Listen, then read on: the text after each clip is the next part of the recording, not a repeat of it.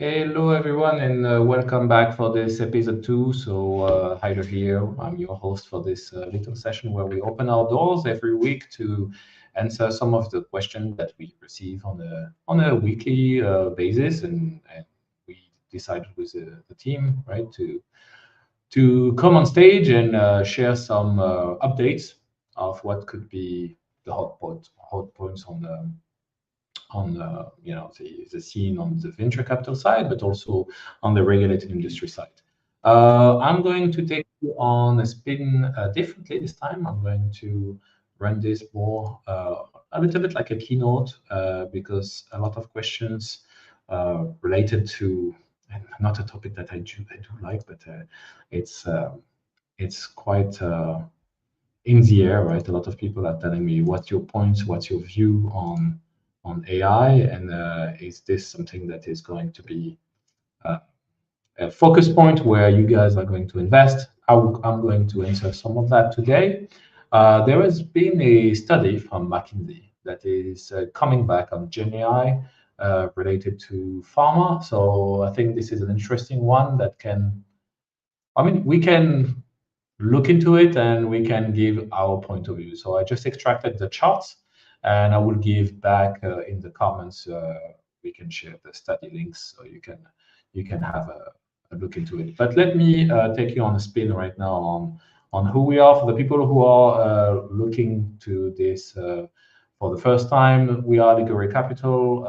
We are a new gen of investment firm where we look at also data ourselves, right? To know where to invest. Our limited partner are mostly corporate VCs and the industry.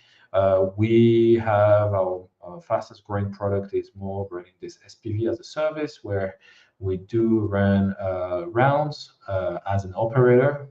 And basically, also the thing that is requested the most and where we work hard is to stabilize that discussion around tokenization of assets, which is a booming topic in Switzerland, at least for some industries like real estate. It has been a topic, and we know some successful startups in Geneva and Zurich doing quite well in this space.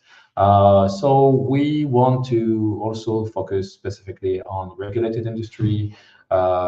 Me personally, I came from the pharma space, so working few years now, making myself perhaps younger than I should be, but doing a few years in the pharma space, working a lot for women health. Surprisingly, this is a therapeutic area that followed me a lot. And for the people who wanted to know what was the background, so I mostly worked on commercial operations. In those regulated industries, really taught me a lot on how to navigate it. Really tight spaces, right? So, and I think some of the, I mean, keynotes or things you heard me say in the past was in the capacity of transforming two beautiful companies. I say hi to all my colleagues who hear that from Ferring or Gedeon Richter.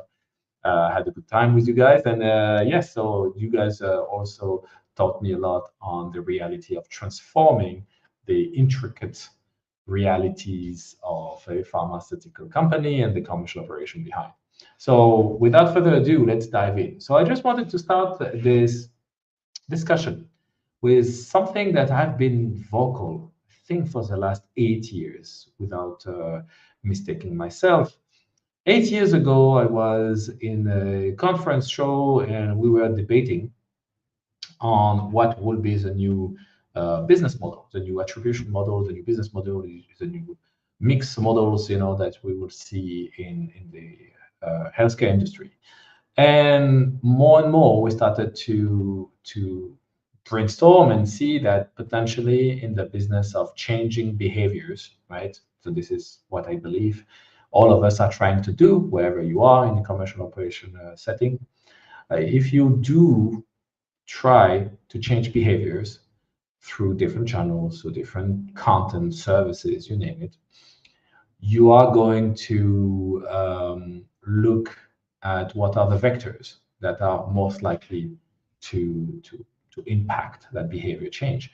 And in pharma, this results in creating a call plan, making sure that this content of this service, of this frequency, of this message, of this particular context is going to change someone from he's aware or she's aware to I consider to I become a user or prescriber and to I retain myself as a heavy prescriber or heavy user, right? It's a classic B2B ladder, but in the consumer world, you see the same, right? If you see the recency frequency matrices that we see in marketing automation, kind of same, right? I remember doing that for Nespresso and Nestle a few years back, and it was more complex, but it was the same. But what if now we take you on a different horizon? What if it's not a human being anymore that is disrupting that behavior pathway, right? This is an information that has been generated or influenced by an algorithm. And you might say it's happening already today. Yes. But in regulated industries, what if this becomes a new norm? Not now, but in 2, 3, 4 generations from now. And the work starts today to shape the business models of the second generation of business interactions. So if you start thinking like this, you're not anymore in the business of B2B, B2B2C, B2C, right? You are going to start having an application trying to convince another application, right? Which means you need to have data that is going to be interpreted the right way by the other platform that you have in front. And that handshake happens already in some businesses, right? If you look at the automotive industry, when you have procurement connectivity, between the supplier and a tier 2, tier 1 supplier, and so on, those handshakes exist already. So when we know we are late on the production line and you need to order some screws or whatever is in your pipeline, we know that there will be an order done by a machine, and the machine is going to order in cascade this to a point that the potential planning in the factory is going to be disrupted or changed, and the decision at the end from a human being is going to say, oh, is this a good client? Is this an important client? Are we going to lose money, win money, and that kind of thing. So it happened already. My message is some part of the companies already are in this application to application business model. It's just we don't communicate between departments. And some departments see that more than others. Like if I look at IT departments as well, so they see that change. But from a business model, from a commercial setting, we have not yet created the business case for it. And that's where I'm going with this. And from an R&D perspective also, right, in pharma, you see a lot of applications that are interesting to do in silico modeling to basically, extract potential candidates for good compounds and that kind of thing. So what my message is application to application is here for already for a bunch of years. It's going to enter more and more jobs, not in a bad way, right? It's just going to enter the spectrum of more and more decision making. And this is where we need to be putting not guidelines, but I would say putting guardrails on where are the growth routes or the growth agenda that we need to share on to shed light. When we start talking to A2A for the last 2 or 3 years, people started to tell me, oh, AI to AI. And then application to application became something else. And I was like, interesting how fast things evolve. So AI to AI, and I have my AI, and I need to have another AI to basically answer the AI from my provider.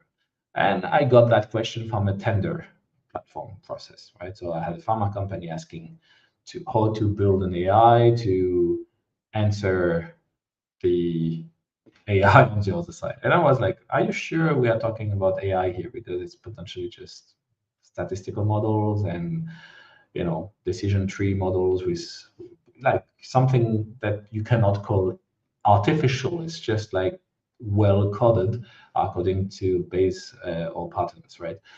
But somehow people in the commercial operation setting, they love to call it AI. So let's stretch this a little bit, and that is why I wanted to talk to some startups that are going into the hype of that AI to AI model, saying we are not customer facing, we are building the AI or the model or the large language model, the tools to basically help you dig the gold.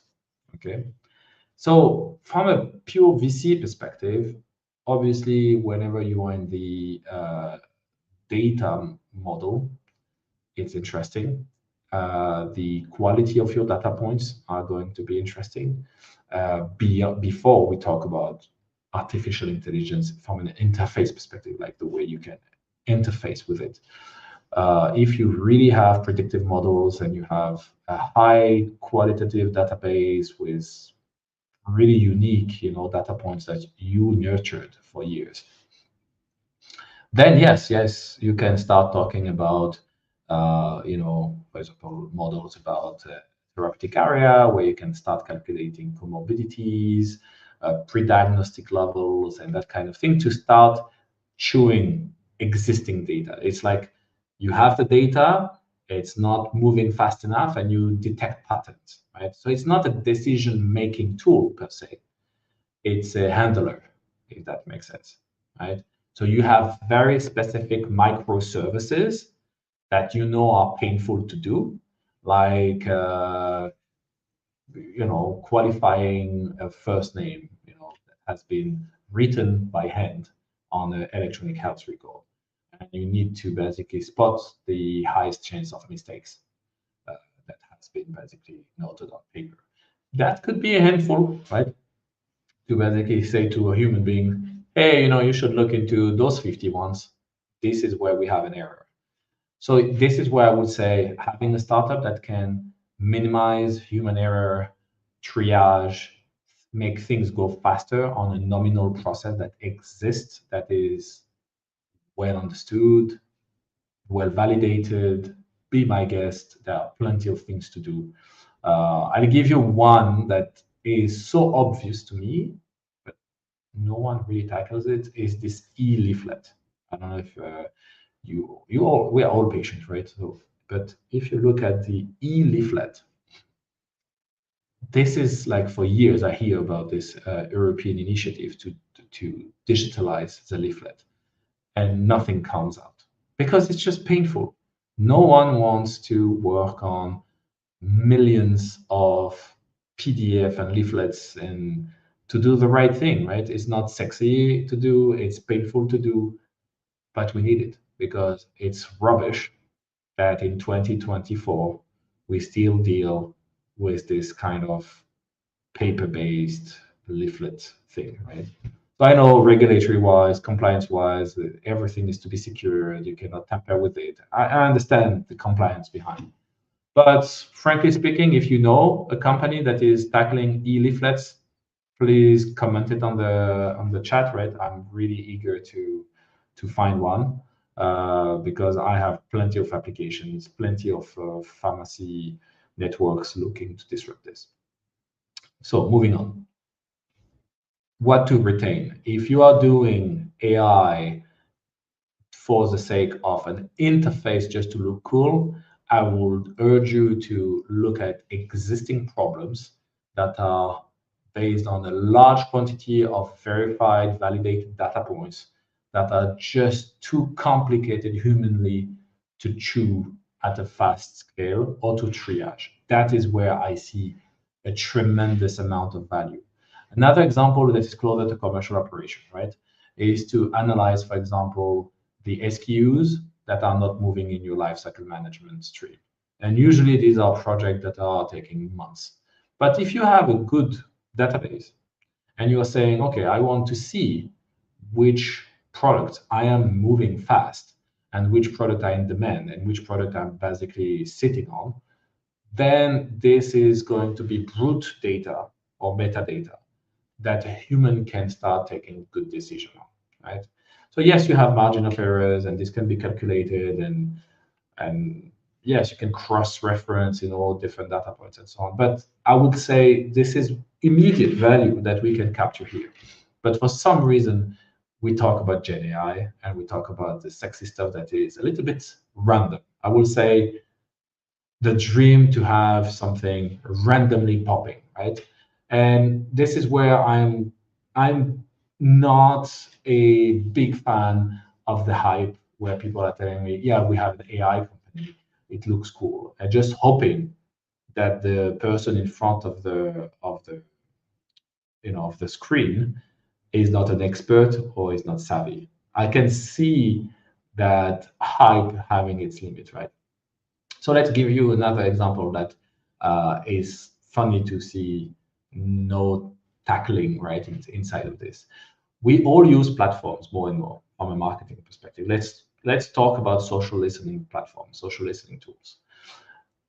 If you look at those platforms, right, you have platforms that are very clicky in a way. Like you have to click in a lot of places to qualify the listening tools or the listening reports that you want to share.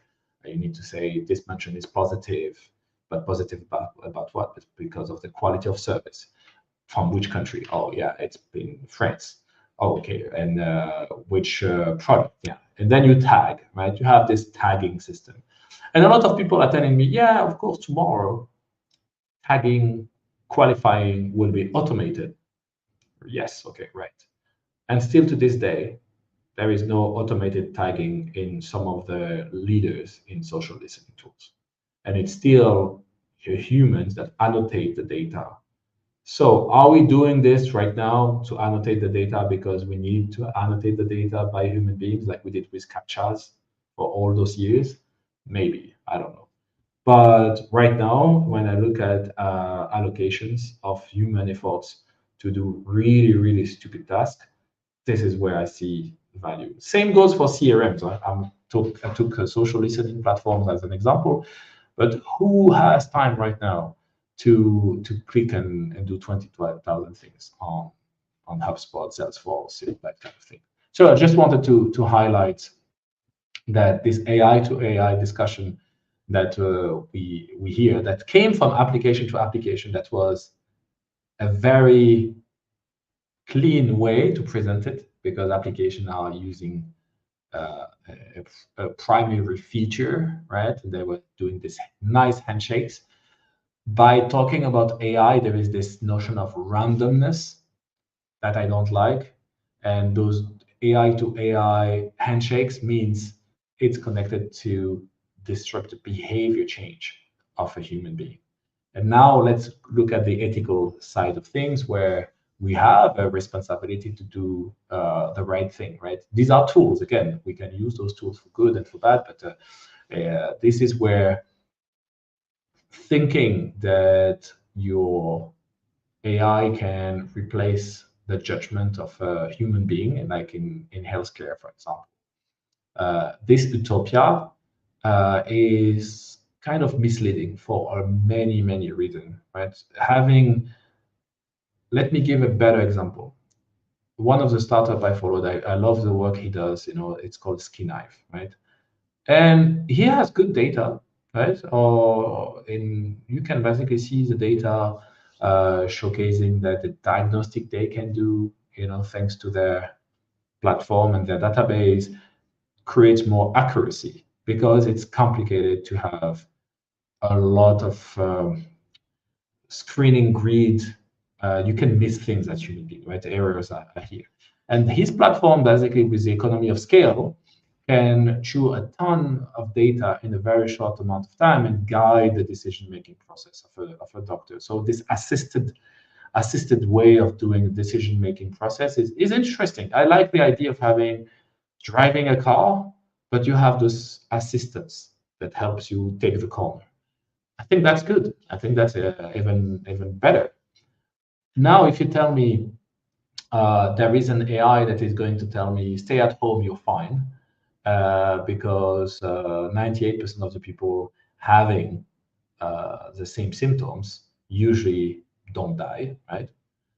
But then the question I'm asking, what is your baseline, right? What have you been using as a training model to tell me this? And what is your hallucination margin when it comes to give me that answer, right? And that will be scary to me, that we have so much trust in language based systems and large language models that we have no, it's a black box. We have no clue who did that, not verified, not regulated. And this is where I would say you can't just trust the magic box having one answer. This is it, voila. So we might be having that critical thinking today, which is good. But what if tomorrow we lose a bit of that critical thinking, right? You start entering into a world where people would just say, my hospital recommended me course A. So to be on the safe side for the policy, I'm going to choose course A. If there is an error, I can blame the hospital. You see where we're going with this. That's why I would say healthcare is going to be, I think, an interesting industry to follow when it comes to truly having emerging technologies that is going to disrupt decision making. Not the rest. I think we are going to see a lot of tools going to do triage and malaxing this data and so on, which is great. I mean, we need help there. But changing the behavior of a nurse, of a patient, of a doctor, I'd say this is where we have to ask ourselves the question, how do we make sure it's safe and efficient? I think that is going to stay.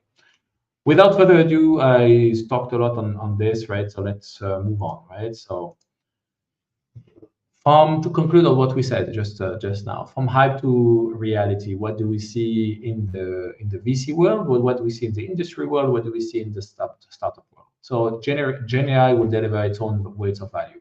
Yeah, it's quite gimmicky still right now, right? It's surprisingly well working for translations, right? We've seen great example of AI working wonderfully, but it's still not up to a point where we are going to say, yeah, we are sealing the deal. It might come soon. I'm not saying that in 6 months we are not going to change, but right now for concrete applications, it's still kind of in R&D mode. Why I'm stressing this? Because if you're a startup and because you think the value add is to talk about now in your roadmap a lot about AI and Gen AI, I prefer to have someone who started their roadmap 2 years ago and says, yeah, we understand that we can integrate this value, added a product or tech or whatever, but we had a plan. We are going to stick with our plan. We are going to pivot when needed, but we are not just surfing on the hype. Too many slide decks I see and received are basically surfing on the hype. And then you're saying, okay, it's AI washing for what reason? And if this is the premise of the company, that's a different story. If you are in this application to application business, different story. But some companies are a little bit, looking to do things a bit differently. Gen AI can be plugged into existing data, so it depends, right? So we have a lot of companies, large ones, having tons of data that is not usable for training large language model. So it's going to be maybe from a compliance perspective, data privacy perspective, complicated to do. The regulation is coming on that, but also the quality. So what do you do if you have a data point that is wrong, like it's not even accurate because it has been not filled properly, right? So that's the first one. And what if you cannot correlate and educate that data model the proper way because it has not been captured that way. So the work to actually prepare your data set is going to be maybe too expensive. And running Gen AI right now, it's an energy problem.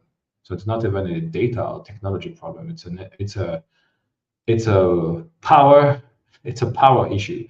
So that's also, sometimes I like to say we have a bazooka to kill a fly, and we need to be smart about using those positive words like Gen AI and artificial intelligence. I hear also a lot. Yeah. Anyway, Gen AI will come to us. It affects every part of the organization. So, either it will be this startup or this company, it's going to come.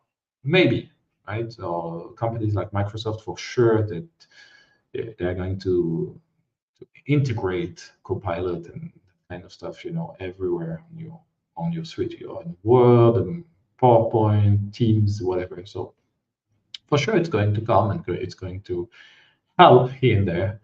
But are you going to sell something with it? That's what, if we are putting the commercial hat here, and if you're a startup, are you basically going to use that product and tech to do your promise and purpose? Where is your destination? That's what I'm asking. If you're a pharma company, are you going to be a tech company now and basically becoming a data company? Are you going to spin off a data company? Are you going to build a portfolio of AI-based companies to basically tackle some algorithm that will become proprietary and so on? So that is the interesting bit, right? I'm not having a final answer, but yes, it's going to definitely be on the landscape. Are we going to be all mature to use it? I still see people not using social media, right? For example, I still see people saying, "Yeah, I know it exists, but so what?" Right? So yeah, maturity is going to be a reading window for this. Uh, but I like to say, I think this topic about Gen AI, to conclude, right? Just to have a conclusion on those 3 points. You're going to see much more solutions to problems you don't even know they exist. And this is like 10 years ago or 5 years ago when someone was telling me, "Oh, look, with this tool I can do this." But did we have the problem in the first place to solve? We're just creating ourselves new things to care, and the core business is getting hurt. And I think this is what I see in a lot of startups that I've met, 6 months ago, and that now have pivoted. And the word pivot is used a lot right now. Do we pivot for pivoting? Are we surfing on a new market, or are we using those technologies to disrupt what we wanted to do in the first place? I think these are the fair questions to be asked. Okay. Moving on. As I said in the intro, we got this interesting study coming from McKinsey, and we will share the links if you are interested to read the paper. We always love having smart things to read. So this is one of them. So this is basically saying that this is a claim, right? Gen AI is expected to produce 60 billion to 110 billion in annual value across the pharmaceutical industry value chain, which is huge when you think of it, right? And the interesting piece, and I speak to all my fellow people in the commercial operation, I've been vocal about, the most uh, disruptive department would be commercial operation. And interestingly, here you see that commercial is coming quite high in this figure, right? So I'm not surprised personally because I'm convinced about this. But the real investment, when I say people, platform, technologies, and the process, is absent. So everything is on tech ops, R&D. The conversation is there, but commercial is absent.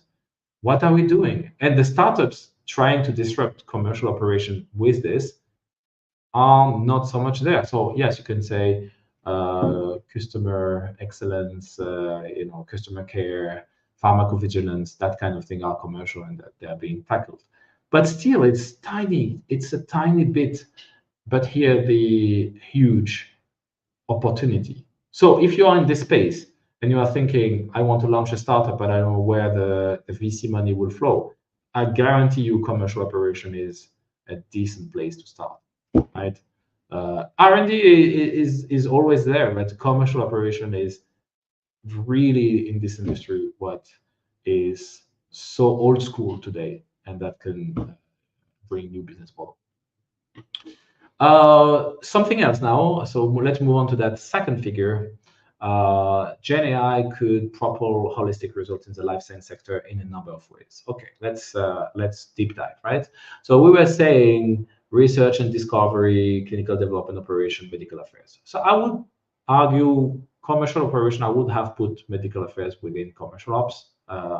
If you disagree with this, please tell me why. But I would say anything that gets out of the company is basically promotional anyway, right? It's medically legally reviewed. So anything that gets out of the door, I will argue it's part of commercial ops. And gladly, we have medical affairs within commercial ops that helps us say the right scientific thing, right? I would look at it that way. So let's look into the first one, right? Under commercial. Personalized content creation. So this rings a bell for many people working on content factories right now. Medical and legal review assistant and automation, big pain points, right? We hate doing those MLR reviews.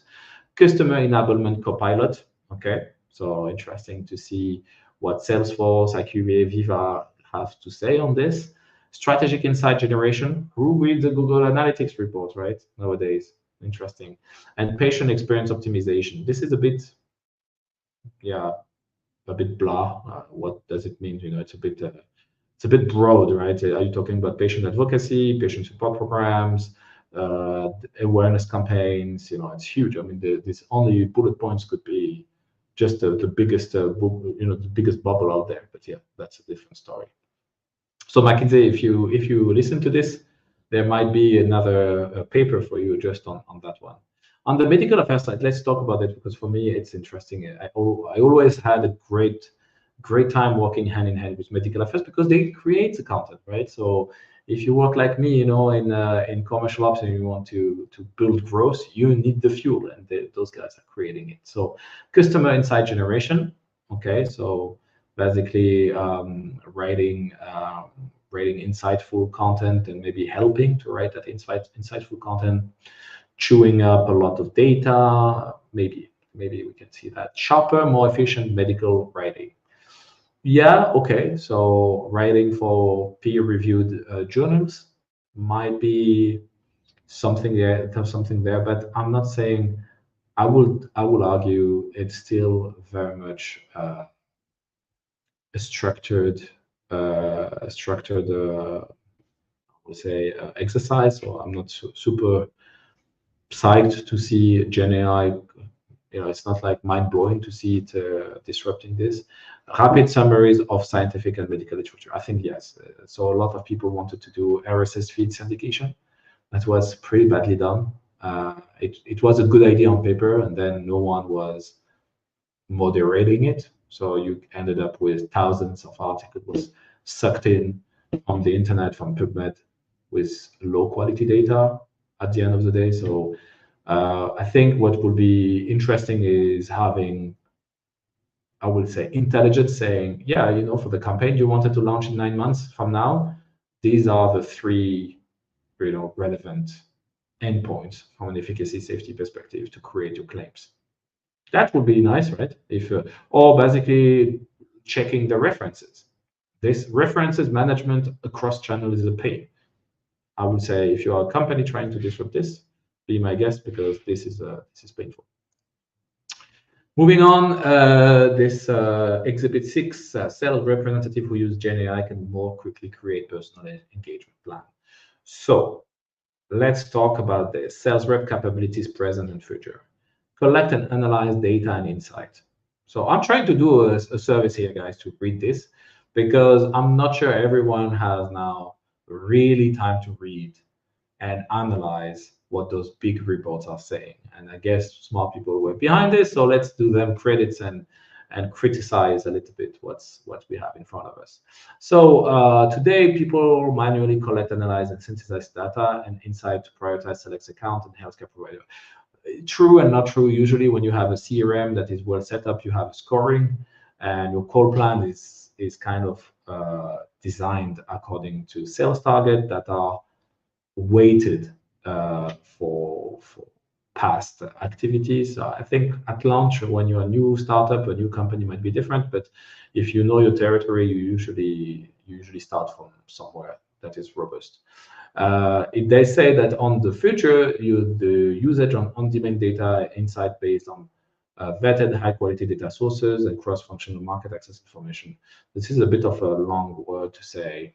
You will have easier charts to take a decision to go, no go, start, not start a conversation. I would say maybe tomorrow you don't even have a meeting at all. That is what you do then, because maybe your doctor knows better than you about the product. So that will be a bit, difficult then to use AI just for AI and shaping charts.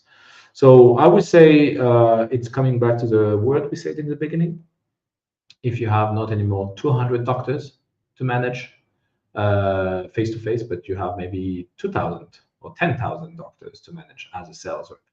And if I say that to some sales rep today, they're going to look at me saying, "You're crazy. It's not happening." But when I say, okay, what if the commission scheme is associated with those 2,000, 10,000 people? Will you take it? And maybe it changes, but this time it's multi-channel. And this time you need help. You need tools to chew all of the touch point interactions, those learning moments between the brands, the scientific message, and the doctor. There is a world where someone can come and disrupt this. Yeah. Tailor and personalized messaging. So use advanced analytics and basic demographic and behavior data to customize HCP messaging. Honestly, yeah, people get training. They understand the compounds, the scientific story. They might want to change the order of the slides, change a bit of the data here. Scientific liaison might go beyond, and do something more. But it's very difficult to ask someone to create content. Like no one wants to read content anymore. So you should basically create videos, recorded videos, self-recorded videos, and this maybe will be something where I expect AI to help. So potentially, yes. So doing post-production for videos, like I can shoot myself with my iPhone tomorrow as a sales rep, and it's beautiful, crafted. And if I say something wrong from a compliance perspective, from a medical legal review perspective, potentially I'm getting moderated on the fly. That protects the company, right? The last mile with the company gets protected, and that can also secure the way a sales rep can talk to their doctors without breaching a code of conduct. So yeah, so this I agree. Coordinate on the channel. So use the limited data to coordinate HCP outreach across channels. So yeah, so it's a bit rubbish today to do like sponsored rep emails and e-detailing and sending them to a landing page where people will download another thing. And so yeah, so it's just a lot of work, and you're not doing basically your job of explaining something or connecting people together or inviting someone to congresses. You're basically clicking on a lot of platforms. Is this what we want? Maybe not. This is where potentially we can use those tools to do that clicky thing on our behalf. And this is where you can actually be the pilot in the Formula One and have the car doing that rubbish adjustment. Yeah. So this I see value for that. Being the coordinator, the orchestrator, yes, definitely. Attend training and upscaling session, rely on quarterly training with headquarters. Yes, definitely. This is something that is pretty heavy, pretty slow to do, very needed. You can't do and scale this without proper training. And I think this is where scenario-based AI training, where you are in situation potentially with a VR headset where you can actually pitch and getting trained, coached at the same time. You can be potentially detected for a field coaching, like you can be really taken by the hand to say, okay, I want to be helped, and I need to be helped to do my objectives. So this definitely, I will argue, this is great. We are not having too much, so I'm going to use a couple more slides, and then we can wrap up. Generative AI may provide higher quality interaction between medical scientific liaison and healthcare provider. Yes, okay. So what does it mean? It means that potentially today the HCP engagement on the scientific side. Let's be clear, not on the promotional purely I push claims.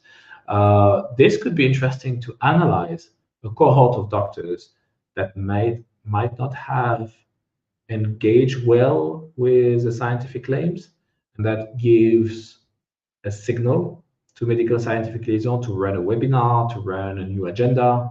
This, I would say, could be interesting. I would say today advertising to doctors is rubbish. It's almost inexistent, and we hope for the best. It's like a bottle in the ocean.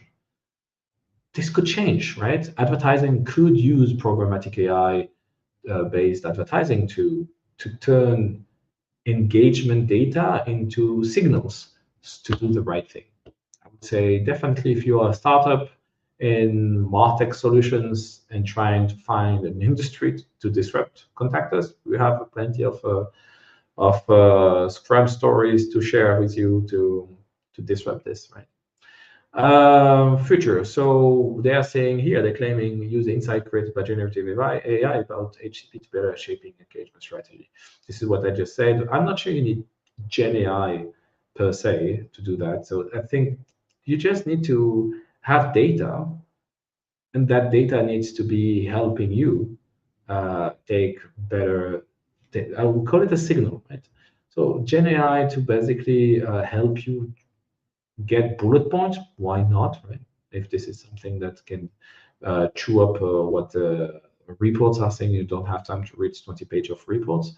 Yeah, why not? But creating a slide deck that is scientifically accurate, I would say this is still not today, right? Might be in 6 months, right? But not today. Review Gen AI created materials to provide customized in-depth information to HCP. I would say yes, where it is pre-formatted, you have content factories, and you have pre-validated segments, and statistically that if someone has an objection on price, the next best slide to diffuse this is going to be that one that needs to be shared by a human being 24 hours after the last touch point. I would say yes, you can definitely orchestrate better your touch points with tools. So that I would say not a difficult way to see it happening at scale in real time. Last but not least, I think it's the last exhibit here. Life science workers tomorrow will need to be creative thinkers, knowledgeable in the latest generative AI.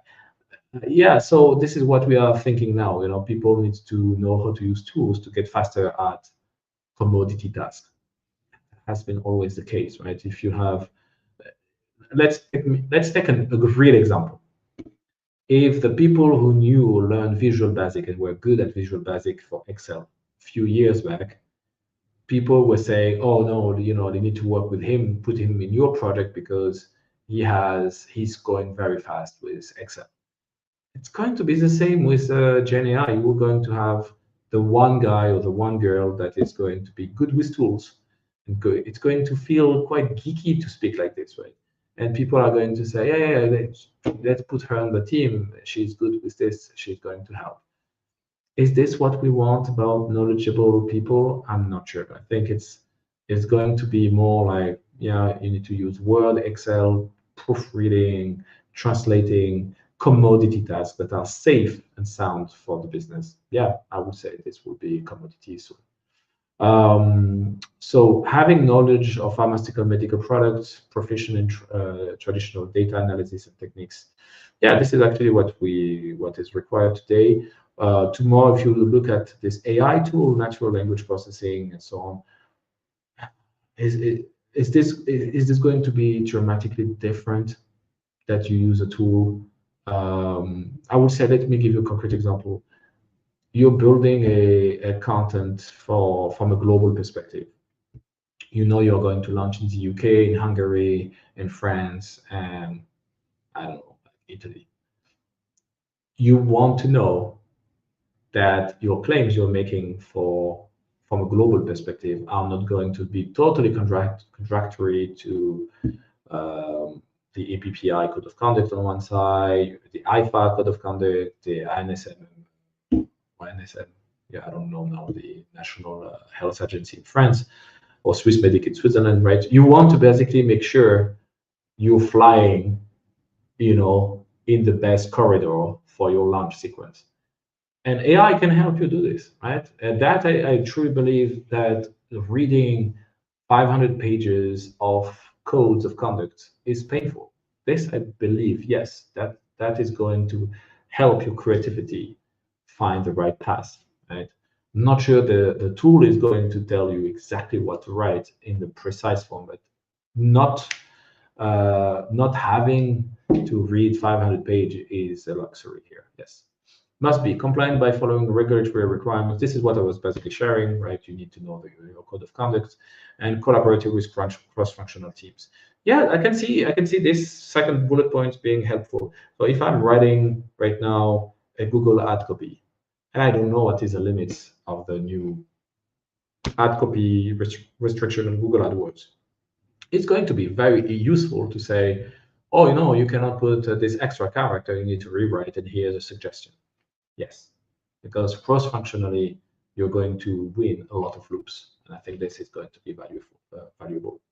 The must-do: employ different methods, experiments to refine approach and invest time in creating documents. I don't even read the other part there, but for me, I'm not going to be aligned with what they put in this particular report. I'm going to say, thanks to those new tools, quantity is becoming quality, which means you're going to look at starting something very quickly, very trashy, pushing it out as fast as possible, tweaking it, and really testing your market like that. And I think because of that iteration methodology, those tools will help shrink time to market. Yes, that is going to be a different way to approach a business. So it's good, right? We are not going to use 6 months, 9 months to potentially do this, but bear in mind, it's the same thing that I said 10 years ago when I started transforming commercial operation with digital marketing.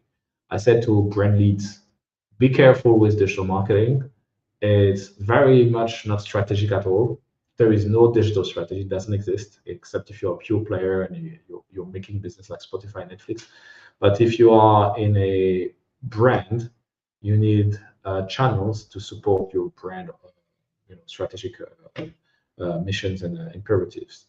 And as such, bringing technology platforms, it's going to operationalize a lot of your marketing. So it's a lot of quantity, a lot of content, a lot of data. And it means that it's not like a boost like you do once a year and you're happy because the experience feels nice. In here, you need to create a ton shit of content every day, like when I hear Instagram saying we need to create X videos per day to actually be relevant for their feed. And I'm like, I know so many brands that are never going to do it. This is kind of the thing I'm saying with Gen AI is going to be even crazier, right? The past where we were doing like one update per month, imagine now doing it one update per week or per day, right? So that is going to be stressful. I lied, there is another one, so sorry about that. So scaling generative AI requires a holistic strategy across the organization. Yes, definitely, I think doing it in silos, everyone in his corner, having compliance dudes and folks coming to you, hey, you can't do this, this is proprietary data, you can't do this, you can't do that, and so on. It's going just to be a shit show. Honestly, trying to be innovative with those emerging tech and channels. But it's not linked to generative AI. I think this is where I'm quite aligned with this report where they say it's basically the same. Transformation is transformation. It's just like right now you're in constant transformation, which means, is it still a transformation when you are constantly transforming? Yeah, I argue it's just a big agile and going with the flow. I think strategically, what good looks like, what's in it for me, what are my KPIs where I can say it puts a smile on my face. I don't see that a lot when I say, okay, are you clear on what you expect when you want to test or implement at scale?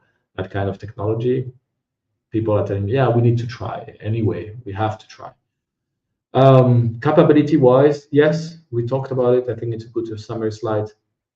If you have shitty data, there is no point of having a discussion about large language models. And if you have a lot of data that is not moving, old, not qualified, with, you cannot extract, healthy data points that are less than 6 weeks old. Yeah, who are you kidding with this AI discussion, right? I'm a bit tough on this, but this is like so much bullshit around. I'm trying to be real with you. So yeah, data. If you don't have it, then you have no idea how much it costs to get good quality data. It's going to be not relevant even to think about investing in AI at a cheap cost, because it's going to be a energy play. Operating model, yes. So how do you integrate this into the daily business? What is the business model?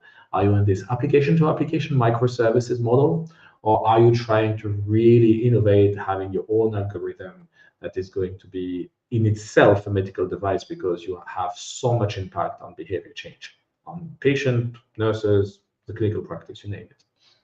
Talent, yes. So you're going to have this flux of people saying, I know a tool, I know how to do this. And me, I'm kind of allergic when people talk to me about the platform. I'm lost. I want to talk about the business. What is it bringing to the table? What is the purpose of that platform to the end patient, for example? What are we trying to do? I don't want to talk about the tool for talking about the tool. It does nothing. And I think this is where you need to be having different type of talent that can bridge the gap between the solutions that you want to create and the resources that you need. And technology, I think you have already the people you need, right? People that worked on transformation. That could be I would say, I worked a lot with IT people. IT people are great at one thing for sure, is that they're going to stand on legs for the next 20 years, no matter what. So they are building the company pillars that is going to be there, even if you're not working there anymore. So in that way, I'd say keep them close, right? Because they have the infrastructure to test and trial and do that kind of thing. It's still a tech component, right? This is not necessarily something else. Commercial operations, if you want to put Gen AI for getting fast and cheap, it's going to be the same conversation that we had with digital 25 years ago or 30 years ago. It's not cheap, it's not fast, it's just more work, because you need to train and you need to get a lot of data in to start seeing good value. So definitely not going to be a cheap play. And that's a lot of startups realize right now, that building an AI component because you have Amazon credits or you have Google credits or Microsoft credits does not make you an AI platform, right? It makes you a smart person in a company that knows how to use Amazon, Microsoft, or Google credits, which is good, right? I'm not complaining. It's good to see, but just saying, be true to your compass, right? Where you're going. Change management. Yeah, I think management people don't, especially the board teams, right? It's because for years we talked about cybersecurity and that. We don't talk much about the downside of Gen AI. How can you influence badly employees and consumers and patients and doctors by giving them the wrong information? So, in an information first, not information right world, it's scary. So I would say this is a concern of quality before quantity that needs to be done for decision-making process. And when it comes to commodity, then I think you have the IT people that needs to be, discussed with in terms of roadmap and portfolio. I think hopefully that was the last slide. Yes, indeed. So this was the last slide. I talked almost an hour about different angles of how we see from our side, right? So we kind of sit between the regulated industries on one side, which are pharma, healthcare, medical-based companies, fintech, banking, and climate tech, and also big industry players, startups that are very innovative, teams that are very much disrupting the space at a fast pace. I'm amazed by the quantity of talents that went in the innovation ecosystem. So that's that's interesting to have. Thank you, Alexei. So if you have any ideas of topics for um, different future, I would say, office hours, please do reach out. We are looking also to have conversations, with you. So Alexei, if you want to come in and chat, with me and other startups, they are a bit shy, right? So some of the startups, they send me messages on WhatsApp where I talk to you, so that's why I react. It's interesting, and I said to people, there is no 20 ways, right? I cannot just organize a big room and someone has to take the plunge. So that's why I said, let's go. Let's start this movement of conversation. But yeah, so important topics. It's going to be a helicopter turning around those topics to land, right? So I'll take on your words, Alexei. So next time, definitely, I will ask Lorenzo to send you an invite and hear from you from your perspective. But yeah, so it's difficult because right now we are kind of on a mission to kill the bullshit, and that's why I felt with my team and with when we prepared those office hours with Lorenzo, we said, how can we bring value to this, right? And we said, yeah, we need to cut through the BS that is so much coming around. So this is a promise we can do to you guys. Honest conversation. I say the same to the startup that reach out to us, and I think this is appreciated. I had a good conversation with the founder of Smokeless. He's potentially my next guest. Smokeless, he's trying to help people quit smoking, right? And he's doing this with a medical device.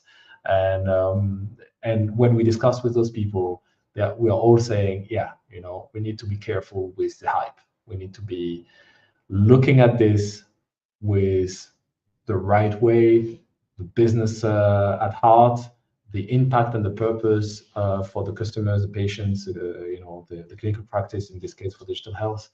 But yeah, it requires to be responsible for having a quick impact, like transforming this into measurable value for decision makers. And with this, so a little bit of announcement. So we're going to continue this next week. Next week, I'm going to be in Barcelona. Just for the people who are in the pharma industry, I'm going to chair the digital health track for I4 Reuters Pharma, formerly I4 Pharma. So if you are in Barcelona next week, please do reach out. I'm going to be there 2 or 3 days to actually talk about that, right? So this was kind of a warm up for me as well, to discuss about digital health for the pharma industry. So if you have topics that you want me to ask the panel next week, I'm going to potentially do a bit of a live one next week with the people from I4 Pharma. So it could be funny to do that live from there. But definitely looking for more insights from that industry. Some people I see are doing great stuff as well from a pharmaceutical company. I see some of my friends, at Lilly, Sanofi, waking really the industry up to. I see, for example, also people, vendors, really pushing the limits, right? So I see Mokhtar. I say hi from to Manga team if they listen to that. Because I'm impressed with the work they do from a data perspective. So a lot of people are doing things. I think the more we remove the silos, like from the VC startup industry perspective, and the more we can all together find the solution, toward that promised land that those emerging tech channels are selling us. On that note, it's sharp 30. So I'll thank you again for your attention. Feel free to comment, feel free to continue pushing with us that topic up front. And if you have anything you want us to tackle next week, yeah, please shoot. Take care, stay safe. See you soon.